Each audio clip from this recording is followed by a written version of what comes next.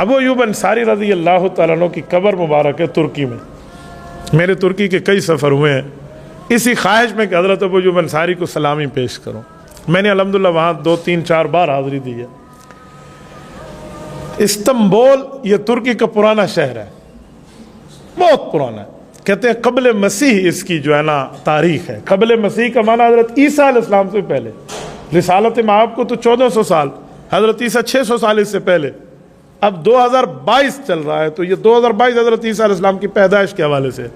تو قبل مسیح یعنی 2022 سال سے بھی پہلے اس شہر کی تاریخ ملتی ہے. اس کی فصیلیں ہیں, بڑی بڑی فصیلیں ہیں. بندہ حیران ہو سرگردان ہو جاتا ہے اگر آپ کبھی اس شہر کا وزٹ کریں. میں تو اس کی گلیاں محلے گھوما ہوں, میں نے ان جگہ کو دیکھا ہے. پتہ نہیں کیا کیا یہ تاریخ اپنے اندر سمویا ہوا ہے. اس شہر کو پرانے زمانے میں کہتے تھے قسطنطینیہ عربی میں, ہم اردو میں سے قسطنطنیہ کہتے ہیں. آج کل اس کا نام بدل کے استنبول رکھ دیا گیا.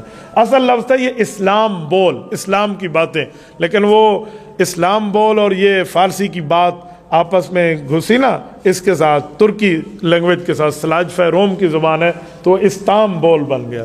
کوئی استانبول کہتا ہے, کوئی استنبول کہتے ہیں اس کو. اس شہر میں حضرت ابو ایوب انصاری رضی اللہ عنہ کی قبر مبارک ہے. اچھا, یہ شہر 2 براعظم پر مشتمل ہے ایک شہر, لیکن یہ 2 براعظم پر ہے.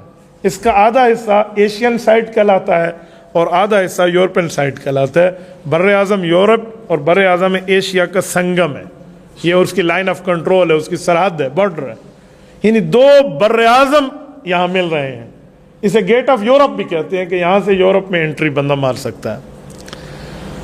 تو یہ جگہ ہے. اس جگہ حضرت ابو ایوب انصاری کی قبر ہے کہ حدیث پاک میں ہے, حضور پاک صلی اللہ علیہ وسلم نے فرمایا, صحیح بخاری کی حدیث ہے, اول جیش من امتی, کہ میری امت کا پہلا لشکر جو جائے گا, یغزون مدینہ قیصر مغفور اللہ, جو قسطنطنیہ پہ چڑھائی کرے گا. مدینہ قیصر اسے کہتے تھے, یہاں قیصر روم رہا کرتا تھا, اس کے شہر پہ فرمایا وہ بخشا ہوا ہے.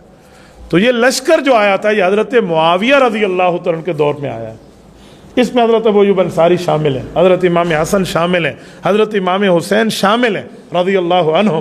یہ آیا صوفیہ جائیں تو آج بھی وہاں ان کے نام مبارک لکھے ہوئے موجود ہیں. حضرت ابو ایوب انصاری نے فرمایا تھا کہ میرا اگر انتقال بھی ہو جائے نا, بیمار تھے, کہ مجھے ان کافروں کے علاقوں میں جا کر دفن کر کے آنا, کیونکہ میں جب تک ہوں تو اللہ کے دین کے پہنچانے کے لیے جتنا سفر کر سکتا ہوں کر لوں.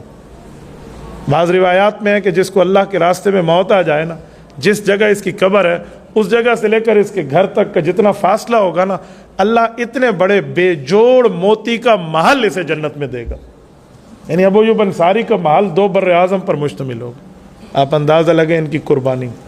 غالباً کہتے ہیں 90 سال کے لگ بھگ ان کی عمر تھی اس وقت, تو ان کی تدفین یہاں ہوئی ہے.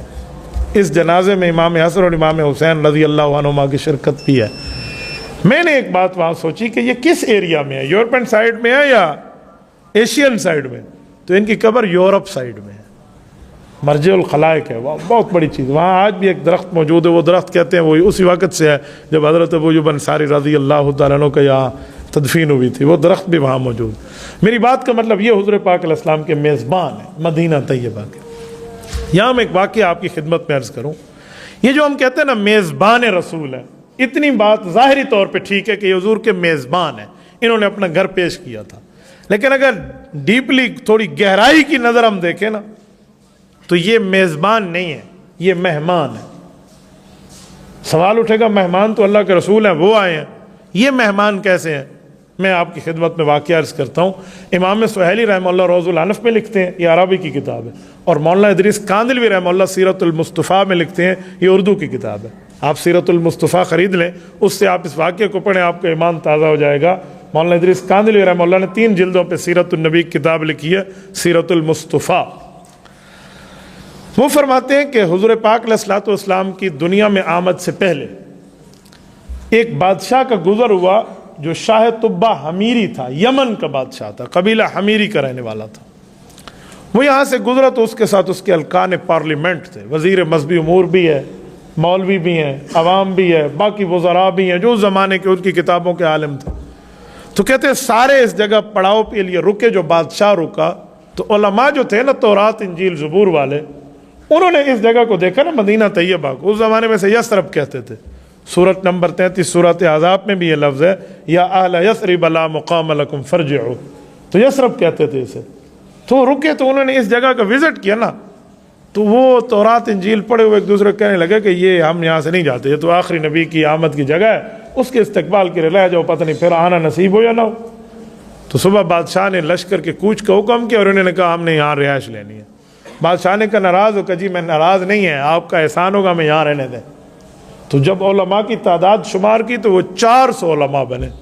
تو بادشاہ نے ان کے لیے 401 گھر بنوائے، 400 ان کے لیے، اور ایک گھر اس لیے بنوایا کہ جس نبی کے انتظار میں تم رہنا چاہتے ہو یہ اس کو تحفہ دینا. اور پھر بادشاہ نے وہاں سے کوچ کیا. آپ علیہ السلام کے لیے کچھ پیغام لکھا، وہ آپ علیہ السلام پر ایمان کی باتیں لکھیں، اور اس کے اشعار کچھ اس نے لکھ کر اس زمانے کی تحریر لکھوائی تھی کہ میرا جی چاہتا ہے کہ میری عمر آپ تک لمبی ہو جائے تو پھر میں آپ کی خدمت میں رہوں گا. اس طرح مختلف محبت کا اظہار ہے، اس پر ایک تفصیل ہے. تو یہ لوگ یہاں رہ گئے تھے. کہا تمہاری نسل در نسل آئے نا تو یہ وصیت کر کے مکانات دیتے جانا. جب آپ علیہ السلام مدینہ طیبہ تشریف لائے ہیں تو ان کی پتہ نہیں چوتھی یا پانچویں نسل علماء کی چل رہی تھی، جسے بنو اوس اور بنو خزرج کہتے ہیں. یہ جو صحابہ کرام کے انصاری لوگ ہیں نا مدینہ والے، انصاری دو قسم کے لوگ ہیں، بنو اوس کے یا بنو خزرج کے. یہ انہی علماء کی اولاد تھے جو آپ علیہ السلام کے استقبال میں یہاں رکے. اور یہ جو گھر تھا بالا خانہ، یہ تھا حضرت ابو ایوب انصاری کا، لیکن بنا اللہ کے رسول کے لیے تھا. تو میں نے اسی بنیاد پہ کہا کہ ابو ایوب انصاری میزبان رسول ضرور ہے، لیکن گہرائی کی نظر سے دیکھے تو یہ گھر وہ ہے جو اللہ کے رسول کے لیے تعمیر ہوا تھا. تو یہ میزبان نہیں ہے، مہمان رسول ہے. یعنی آپ علیہ السلام اپنے گھر میں تشریف لائے ہیں.